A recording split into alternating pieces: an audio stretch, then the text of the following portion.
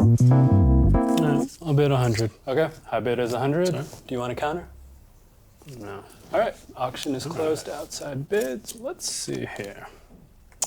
All right, I will bid $101 and win the auction. What? No, the auction was closed. No, the auction was closed for players, but I'm not just a player, I'm the bank. For me, the auction stays open. What?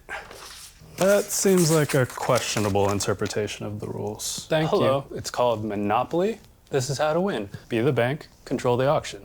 Just like the online ad market. What the? Well, not likely to be Exhibit A on September 9th when the U.S. Department of Justice opens its case against Google, accusing the company's ad tech business of violating antitrust law.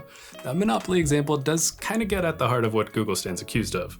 Or, as the Justice Department put it in its lawsuit against Google, one industry behemoth, Google, has corrupted legitimate competition in the ad tech industry by engaging in a systematic campaign to seize control of the wide swath of high-tech tools used by publishers, advertisers, and brokers to facilitate digital advertising. You can find a detailed breakdown of the Justice Department's case against Google on Digiday's YouTube channel, but here's a quick refresher as the case goes to court. The basic gist is that Google owns tools that run the gamut of the digital ad infrastructure between advertisers and publishers. And the crux of the DOJ's claims is that Google has used this end-to-end position to prioritize its own ad tech tools over rivals and stifle competition. An argument against the DOJ's claims is that Google's ad tech tools are far from the only options on the market. I mean, just look at this graph from Lumo Partners that charts all the different ad tech tools out there. But it's not just that Google owns ad tech tools across the entire programmatic advertising supply chain. It's also that Google owns one ad tech tool in particular that gives it a special edge.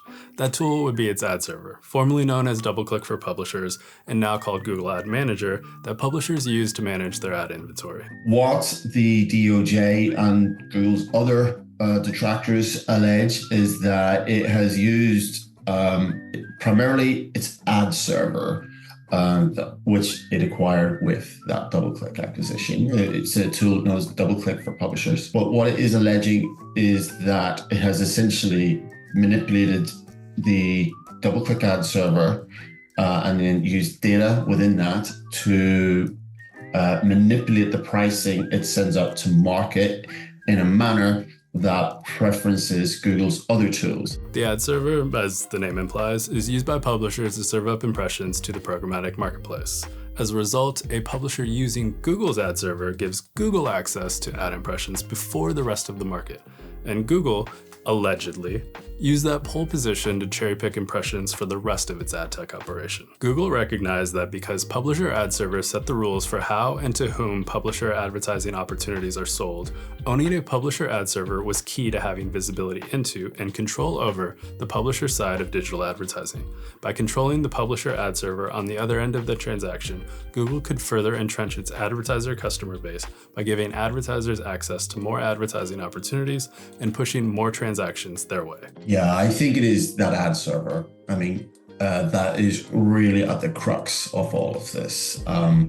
Amongst the allegations are that Google used this ad server to inflate bids from its own DSP, effectively getting publishers hooked onto its own exchange. Like Ronan said, Google's ad server seems to be at the root of the Justice Department's monopoly argument, and two stats in particular seem to make its case.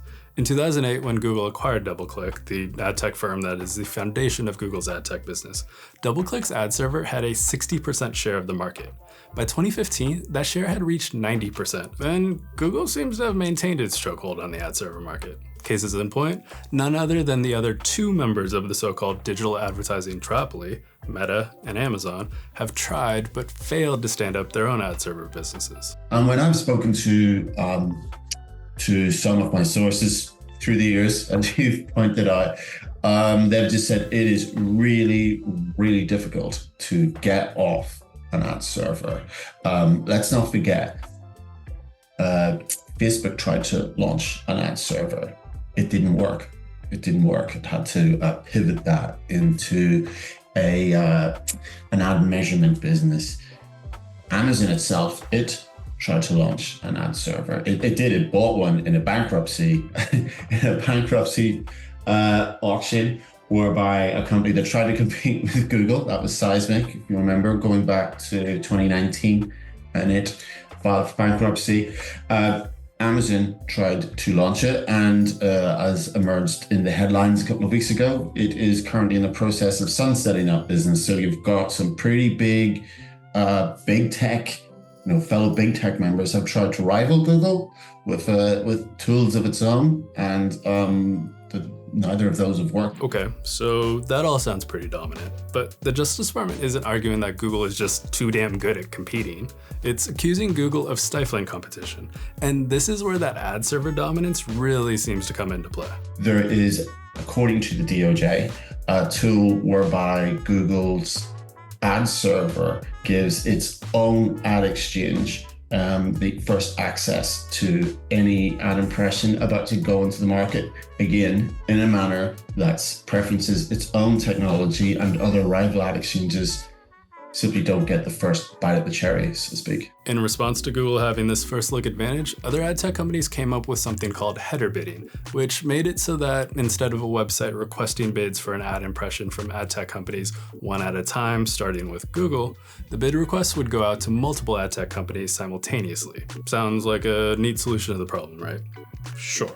If it weren't for the fact that the winning bids would come back to Google's ad server, which, acting like the banker from the Monopoly skit at the start of this video, would then make a call to Google's ad exchange to give it a chance to outbid the competition. This all kind of paints the picture of the competition among ad exchanges to win impressions as like a tournament with two brackets, except Google gets an entire bracket to itself. In the case of its last look advantage, its ad exchange automatically advances to the championship game for a chance to outdo the best offer to emerge from its rivals. And in the case of the first look advantage, Google can effectively win the impression before the tournament even kicks off. And seemingly all thanks to its publisher ad server serving as a kind of puppet master to the programmatic market. Okay, so that's all a somewhat short summary of the Justice Department's case against Google as the two go to court. Again, you can go to Digiday's YouTube channel to find a whole series explaining the ways in which the DOJ claims Google used its ad tech tools to manipulate the programmatic ad market. And be sure to check out Digiday's site for ongoing coverage of the trial, eventual verdict, and most importantly, its repercussions. Thanks for watching.